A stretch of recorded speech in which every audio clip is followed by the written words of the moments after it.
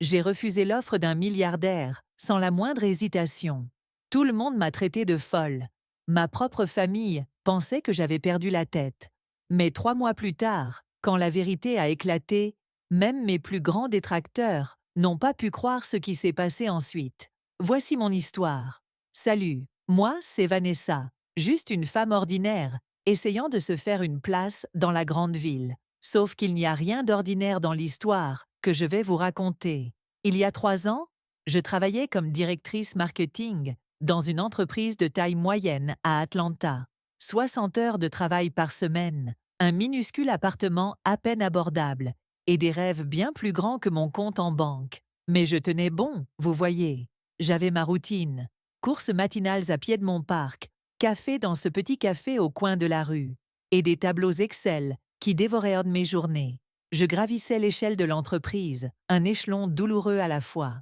Mon objectif était simple, acquérir suffisamment d'expérience pour, un jour, lancer ma propre agence. J'avais mon tableau de vision, mon plan sur 5 ans, mon compte épargne qui grossissait à un rythme désespérément lent. Mes amis me disaient déterminé, ma famille me disait têtu. Moi, j'appelais ça de la survie dans un monde qui ne déroule pas exactement le tapis rouge aux femmes qui me ressemblent. Dans le monde de l'entreprise, j'ai vite compris qu'il fallait travailler 2 fois plus pour être vu moitié moins. Mais ça ne me dérangeait pas. J'avais défié les probabilités toute ma vie. Puis vint cet email. C'était un mardi soir, et encore une fois, je travaillais tard. La notification est apparue avec un nom que j'ai immédiatement reconnu. Un nom qui figure sur des bâtiments, dans des magazines, sur les listes des personnes les plus riches du monde. Au début, j'ai cru à du spam. Pourquoi quelqu'un comme lui me contacterait-il, moi? Mais c'était bien réel. Le milliardaire voulait me rencontrer. Il avait une proposition, une qui réglerait instantanément tous mes soucis financiers. 10 millions de dollars. C'est ce qu'il offrait. 10 millions de raisons de dire oui. Que feriez-vous si quelqu'un vous proposait de faire disparaître vos problèmes d'argent à jamais? Avant de répondre, laissez-moi vous expliquer pourquoi refuser ces millions a été la meilleure décision de ma vie. Restez avec moi, parce que cette histoire pourrait bien changer votre façon de voir le succès, l'intégrité et le vrai prix de l'argent facile. Le rendez-vous était fixé pour la semaine suivante, dans son bureau privé, au sommet d'un gratte-ciel du centre-ville. Je me souviens d'être monté dans l'ascenseur, regardant les chiffres défiler, mon cœur battant plus fort à chaque étage. À ce moment-là, j'avais déjà fait des recherches approfondies sur lui. Magnate de la tech, investisseur, philanthrope, à l'image publique impeccable. Les portes se sont ouvertes sur un espace minimaliste, avec des baies vitrées, donnant sur toute la ville. Ma ville, mais d'un point de vue que je n'avais jamais connu. Il ne s'est pas levé à mon entrée. Il s'est contenté de désigner la chaise, en face de son bureau en verre, tout en terminant un appel. Je suis restée assise, là, pendant 7 minutes. Oui, j'ai compté, avant qu'il ne me reconnaisse enfin d'un sourire qui ne touchait pas vraiment ses yeux. « Vanessa », a-t-il dit, comme si mon nom était une énigme. Votre campagne pour Horizon Tech était impressionnante, inattendue. C'est pour ça que vous êtes ici. L'offre est tombée sans préambule. Il voulait s'approprier mon expertise exclusivement. Pas mon entreprise, je n'en avais pas encore, mais moi. 10 millions de dollars pour un contrat de 5 ans, à travailler directement sous ses ordres sur des projets spéciaux, des projets dont il ne pouvait pas me parler en détail. La confidentialité est primordiale dans mon monde, a-t-il expliqué, en faisant glisser un accord de non-divulgation sur le bureau. Signez ceci avant qu'on entre dans les détails. Quelque chose sonnait faux. L'argent était une opportunité unique, mais ce flou m'envoyait des signaux d'alerte. Quand j'ai demandé des précisions, qu'allais-je exactement faire? Ces réponses étaient vagues, bien rodées, mais creuses. Des efforts de rebranding pour certaines acquisitions sensibles, a-t-il dit. De la gestion de crise pour certaines situations. Puis il a mentionné avoir suivi ma carrière pendant des années, donnant des détails qu'il ne pouvait pas connaître, à moins de m'avoir surveillé. Pas seulement repéré, surveillé. La voix de ma mère a résonné dans ma tête. Quand quelque chose semble trop beau pour être vrai, ma fille, c'est que ça l'est. Mais ensuite, il a évoqué ma dette étudiante, le montant exact. Il a parlé des factures médicales de mon frère, de la façon dont mes parents avaient hypothéqué leur maison pour nous aider, des informations qui n'étaient pas publiques. Pensez à ce que cela signifie pour votre famille, a-t-il dit doucement. La liberté financière, une simple signature. Je me suis sentie minuscule dans cette immense pièce, comme si je me tenais à un carrefour. Le chemin devant moi brillait d'une promesse dorée, mais des ombres planaient juste au-delà de ce que je pouvais voir. Mon instinct me criait de faire attention, tandis que mon côté pragmatique calculait combien de problèmes cet argent pourrait résoudre. J'ai demandé 48 heures pour réfléchir. Son sourire s'est figé, juste un peu. Bien sûr, a-t-il dit, mais ce genre d'opportunité est limité dans le temps. Je suis sortie de son tour en me sentant à la fois électrisée et mal à l'aise, comme si on m'avait offert tout ce que je voulais, mais à un prix que je ne pouvais pas encore percevoir. Ces 48 heures ont été les plus longues de ma vie. J'ai appelé ma meilleure amie Kira en premier, pensant qu'elle serait aussi prudente que moi. Au lieu de ça, elle a failli hurler dans le téléphone. « Tu es folle, accepte l'argent, c'est ta porte de sortie. » Même mon frère Marcus, d'ordinaire la voix de la raison, m'a dit que je serais stupide de refuser. Van, c'est le miracle qu'on attendait. Maman et papa n'auront plus à se soucier de rien.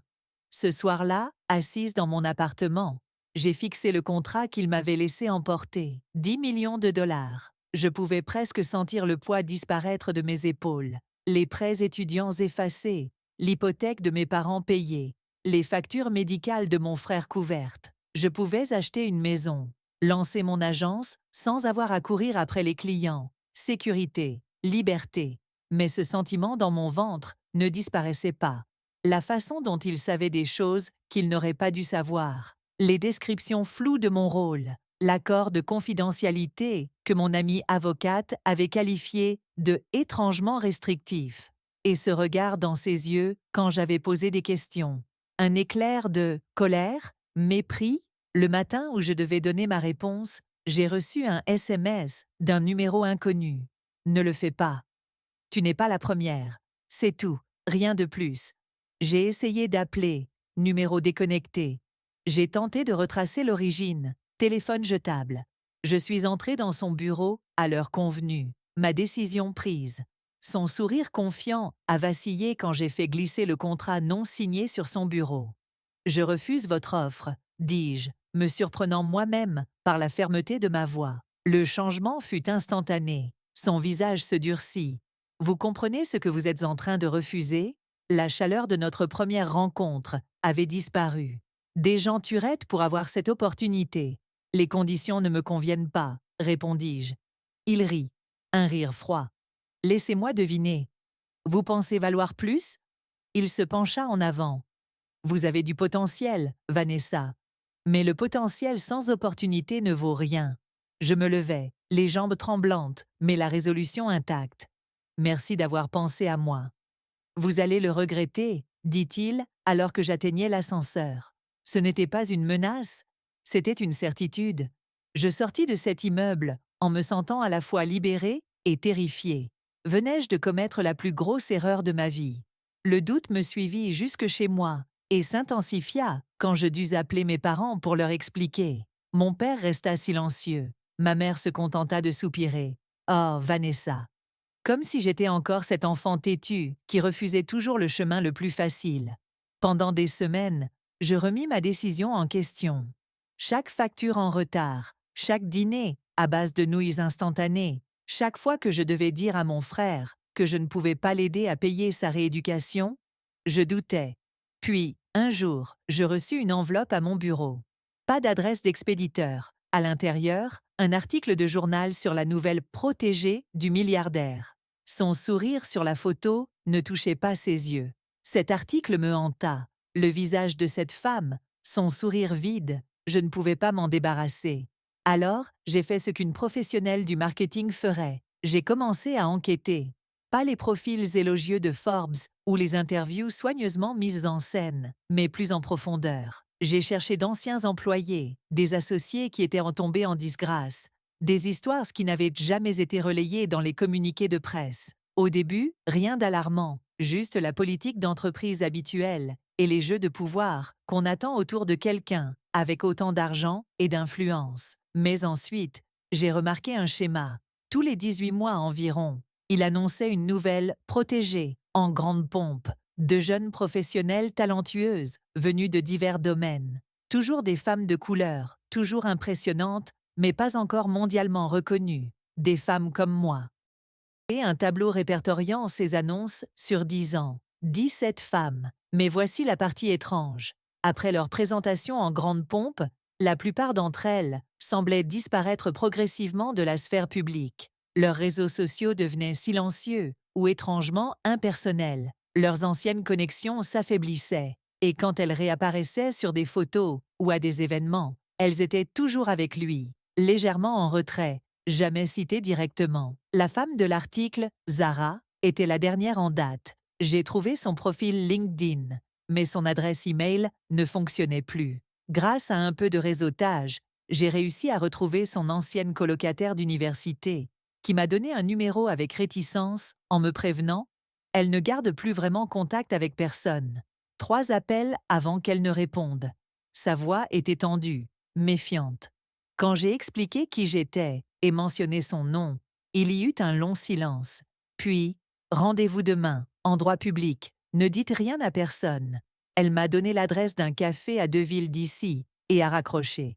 J'ai failli ne pas y aller. Et si c'était un piège? Et s'il savait déjà que je creusais? Mais la curiosité m'a poussé à avancer. Ça, et la certitude d'avoir entrevu quelque chose d'important dans son regard ce jour-là. Zara était déjà là quand je suis arrivée, assise dans un coin, avec une vue dégagée sur les 2 entrées. Elle ne ressemblait en rien aux photos soignées que j'avais vues, plus maigre, épuisée, jetant constamment des regards autour d'elle. Quand je me suis assise, elle m'a immédiatement demandé mon téléphone, l'a éteint et en a retiré la batterie. Il surveille tout, expliqua-t-elle, en triturant nerveusement sa tasse. Téléphone, email, voiture, appartement, tout. Ce qu'elle me raconta durant l'heure qui suivit me glaça le sang. Les projets spéciaux étaient bien réels, mais ils n'étaient pas du tout ce qu'il avait laissé entendre. Il s'agissait d'espionnage industriel, de dissimulation de scandales et parfois d'activités carrément illégales. Le contrat, celui qu'on m'avait proposé, faisait de vous son bien. Toute résistance était accueillie par des menaces, du chantage, utilisant des informations personnelles qu'il avait collectées avant même de vous approcher. Pourquoi ne pas simplement partir? Demandai-je. Son rire était vide. La clause de confidentialité, les preuves qu'il fabrique, et… Elle hésita. Il y a d'autres choses. Des choses que je ne peux pas prouver, mais que j'ai vues. Elle refusa d'en dire plus. En partant, elle glissa une clé USB dans ma main. J'ai accumulé des preuves, prudemment, pendant des années. Je ne suis pas la seule. Nous sommes 6 maintenant, mais il nous en faut plus. Il nous faut quelqu'un qu'il n'a pas encore compromis. Son regard se planta dans le mien. Quelqu'un qui a dit non. La clé USB contenait des années de preuves méticuleusement documentées. Email, enregistrements, relevés financiers, révélant un schéma à la fois sophistiqué et sinistre. Il ne se contentait pas d'embaucher ces femmes pour leurs compétences. Il les collectionnait, les utilisait et, quand nécessaire, les détruisait. Les contrats étaient conçus pour lui donner un contrôle total, professionnellement, financièrement et souvent personnellement. En découvrant ce qu'il était arrivé à celle qui avait tenté de s'échapper, ma décision de refuser me parut moins un coup de chance qu'une intervention divine. Au cours du mois suivant, je suis devenue la coordinatrice officieuse de ce que nous avons appelé le comité de l'évasion. 6 anciennes protégées, qui avaient réussi à s'enfuir ou qui étaient encore sous son emprise, récoltant des preuves.